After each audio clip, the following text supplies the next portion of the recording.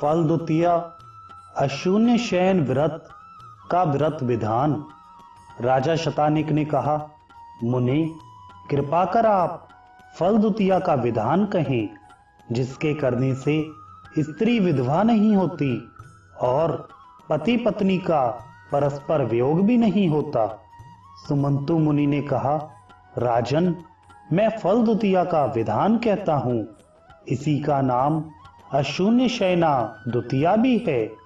इस व्रत को विधि पूर्वक करने से स्त्री विधवा नहीं होती और स्त्री पुरुष का परस्पर वियोग भी नहीं होता। क्षीर सागर में लक्ष्मी के साथ भगवान विष्णु के शयन करने के समय यह व्रत होता है। श्रावण मास के कृष्ण पक्ष की द्वितीया के दिन लक्ष्मी के साथ श्री वत्सधारी भगवान श्री विष्णु का पूजन कर हाथ जोड़कर प्रार्थना करनी चाहिए।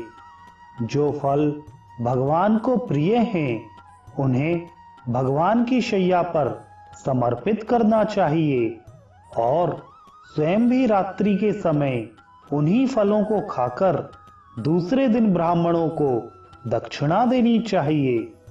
राजा शतानिक ने पूछा, महामुनि भगवान विष्णु को कौन से फल प्रिय हैं, आप उन्हें बताएं।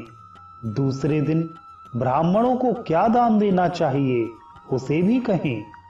सुमंतु मुनि बोले, राजन उस ऋतु में जो भी फल हों और पके हों, उन्हीं को भगवान विष्णु के लिए समर्पित करना चाहिए। कड़वे, कच्चे तथा खट्टे फल उनकी सेवा में नहीं चढ़ाने चाहिए। भगवान विष्णु को खजूर, नारिकेल, मातलुंग अर्थात बिजौरा आदि मधुर फलों को समर्पित करना चाहिए। भगवान मधुर फलों से प्रसन्न होते हैं। दूसरे दिन ब्राह्मणों को भी इसी प्रकार के मधुर फल, वस्त्र, अन्न तथा स्वर्ण का दान देना चाहिए।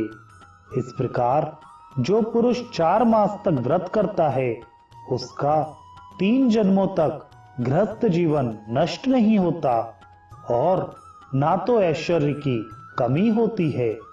जो स्त्री इस व्रत को करती है, वह 3 जन्मों तक ना विधवा होती है, ना दुर्भगा और ना पति से पृथक ही रहती है।